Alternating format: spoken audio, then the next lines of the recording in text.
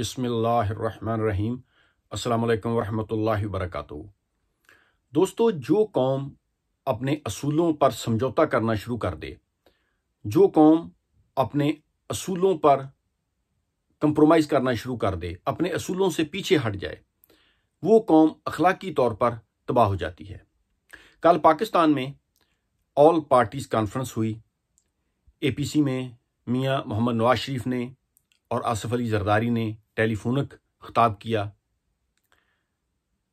इस पर मिला जुला रद्द-ए-अमल आ रहा है सोशल मीडिया पर। देखें, सियासत के बारे में मेरा नुक्ता नज़र ये है कि आप जिस भी पार्टी को सपोर्ट करना चाहें, जिस भी सियासी लीडर को सपोर्ट करना चाहें, ये आपका जमहूरी हक है। पाकिस्तान में हमारी अखलाकी हालत ऐसी हो चुकी है कि सोशल मीडिया पर इन सियासतदानों ने एक ऐसी जनरेशन तैयार कर दी है। मैं किसी एक पार्टी को मुर्दे इल्ज़ाम नहीं ठहराता। ये मजमूई तौर पर हमारी कौम का इखलाक इतना गिर चुका है। सोशल मीडिया उठाकर देखें, लोग एक दूसरे को नंगी गालियां दे रहे हैं।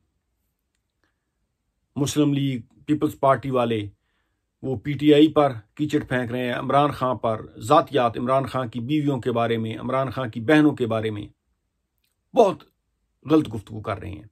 इसी तरह PTI वाले वो नवाज शरीफ की फैमिली के बारे में, मरीम नवाज के बारे में वो बहुत ही नाजेबा अल्फाज इस्तेमाल कर रहे हैं। देखें, मैं पहले कह चुका हूं कि आप जिस भी पार्टी को सपोर्ट करते हैं, यह आपका जमहूरी हक है, आप कर सकते हैं। लेकिन बहसीयत मुसलमान हमारे प्यारे नबी खातमुन नबीयीन सरकार दो आलम हज़रत मोहम्मद मुस्तफ़ा सल्लल्लाहु अलैहि वसल्लम ने हमें अखलाक का दर्स दिया है। अच्छे अखलाक ये मुसलमान का शेवा है। बेशक आप जिस मर्जी पार्टी के हैं, लेकिन किसी की बहन, बेटी, माँ को गाली देना ये एक मुसलमान का शेवा नहीं है। अब PTI वाले लोग जो हैं, ये मरियम सफदर पर कैसे लान तान करते हैं, उसका मजाक उड़ाया जाता है। तो मैं अपने भाइयों से ये कहता हूं कि मरियम सफदर की रिस्पेक्ट ना करें, लेकिन मरियम नाम की तो इज्जत करें कि मरियम कितना मुकद्दस नाम है। इस नाम को लेकर लोग गालियां दे रहे हैं। इसी तरह जो लोग इमरान खान साहब की बीवियों के बारे में, उनकी बहनों के बारे में नाजेबा अल्फाज इस्तेमाल करते हैं, उनको भी ऐसा नहीं करना चाहिए। आप सियासत करें, इख्तलाफ राय रखें, लेकिन बहसीयत मुसलमान हमारा इखलाक इतना गिरना नहीं चाहिए। हमें हमारे प्यारे नबी ने अच्छे अखलाक का दर्स दिया है। हमारे प्यारे नबी का अखलाक सबसे बुलंद था। अल्लाह ताला ने अपने नबी को बुलंद अखलाक देकर इस दुनिया में भेजा है और सरकार ने अच्छे अखलाक की तलकीन की है। तो बहसीयत मुसलमान हमें इन चीज़ों का ख्याल रखना चाहिए। मैं थोड़ी सी बात करना चाहता हूँ APC के बारे में। हमारा इखलाक इतना गिर चुका है पाकिस्तानी माशरे का कि हम चोरों, डाकुओं को, करप्ट सियासतदानों को, करप्ट माफियाज को सपोर्ट कर रहे हैं।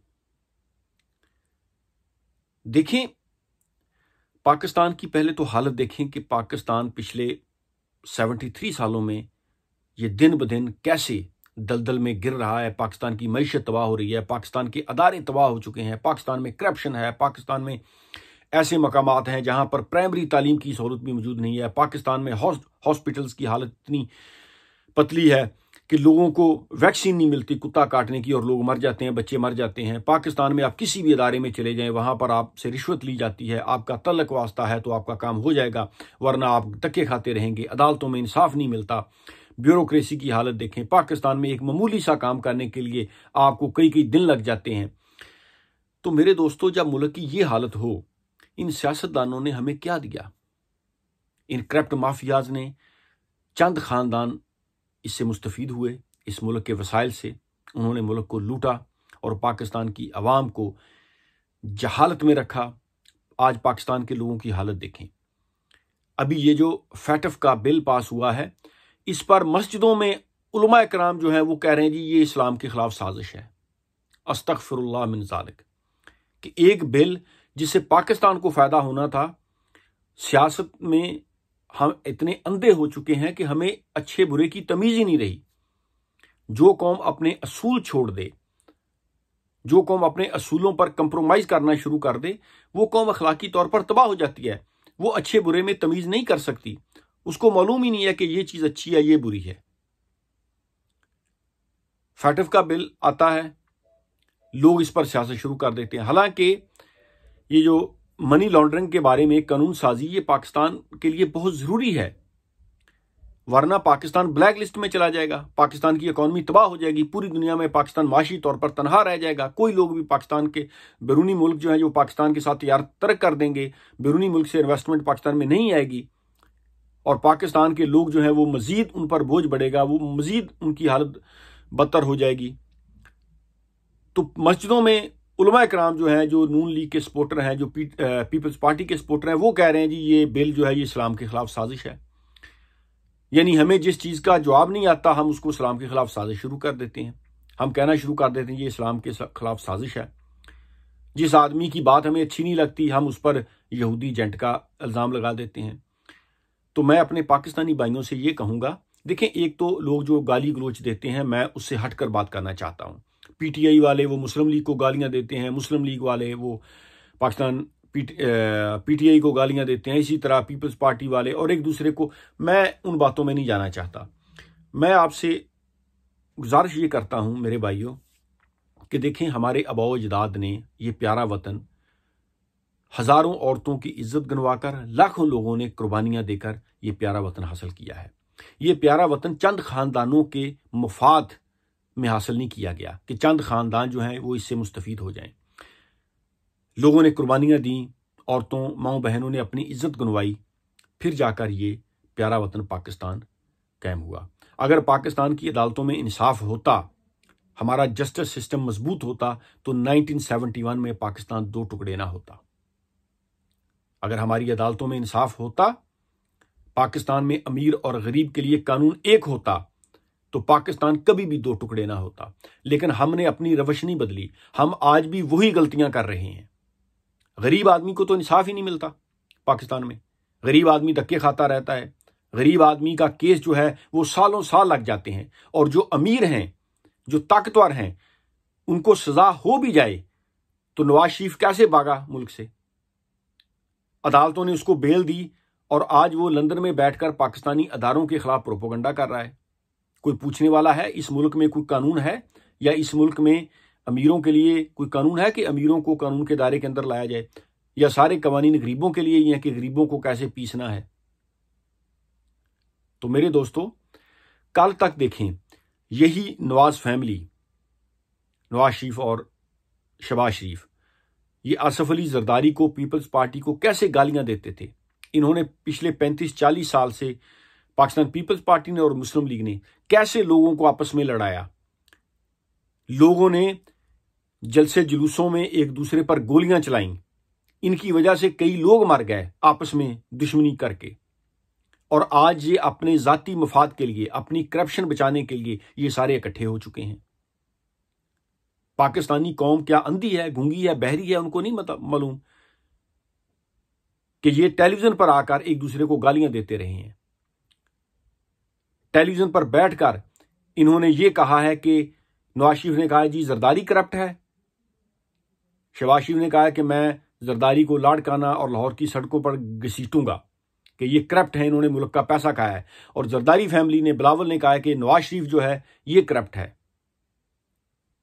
इन्होंने मुल्क को लूटा। और आज ये अपने मफाद के लिए, अपने जाती मफाद के लिए, ये लोग अपनी करप्शन बचाने के लिए, अपनी हराम की कमाई बचाने के लिए आज ये लोग इकट्ठे हो चुके हैं। और पाकिस्तान की बदकिस्मती देखिए कि पाकिस्तान के उलमा इकराम, चंद उलमा इकराम, वो इन चोरों को, इन करप्ट माफियाज को सपोर्ट कर रहे हैं। इससे बड़ी जहालत पाकिस्तान में और क्या हो सकती है कि कुरान कहता है कि चोर का हाथ काटो, और हमारे उलमा इकराम, कुछ तबका ऐसा है जो इन चोरों को सपोर्ट कर रहा है।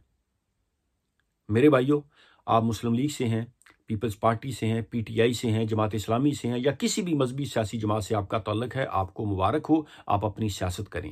लेकिन खुदा के लिए पाकिस्तान में इन करप्ट सियासतदानों को सपोर्ट मत करें। और आखिर में मैं ये बात कहता हूं कि करप्ट सियासतदान, ये चोर, ये लटेरे, ये मफरूर, ये करप्ट सियासतदान पाकिस्तान को बेहतर मुस्तकबिल नहीं दे सकते। ये करप्ट सियासतदान जिन्होंने 40 साल से गिद्धों की तरह इस मुल्क को नोच नोच कर खाया है, ये पाकिस्तान के अवाम को बेहतर मुस्तकबिल नहीं दे सकते। यस, पाकिस्तान में महंगाई है, अभी पाकिस्तान में मसाइल हैं, लेकिन ये मसाइल 1-2 सालों में ख़त्म नहीं होंगे। इसी तरह पाकिस्तान में ईमानदार लोग आते रहे तो फिर 8-10 सालों में या इससे भी शायद ज़्यादा टाइम लग जाए, फिर पाकिस्तान इंशाअल्लाह ताला बैक टू नॉर्मल अपने पाँव पर आ जाएगा। लेकिन ये 1-2 सालों में मसले हल होने वाले नहीं हैं कि पिछले 40 सालों का, 50 सालों का गंद जो है ये आप कहें कि 2 सालों में, 3 सालों में, 5 सालों में ठीक हो जाए। हाँ, पाकिस्तान एक सही डायरेक्शन पर चल पड़ा है। देखिए, पीटीआई में भी करप्ट लोग हैं, इसमें कोई शक नहीं। करप्शन हमारे मुआशरे में खून की तरह सरायत कर चुकी है। हर शोबे में, हर अदारे में, हर सियासी जमात में करप्ट अनासर मौजूद हैं, लेकिन हमने इनको ख़त्म करना है।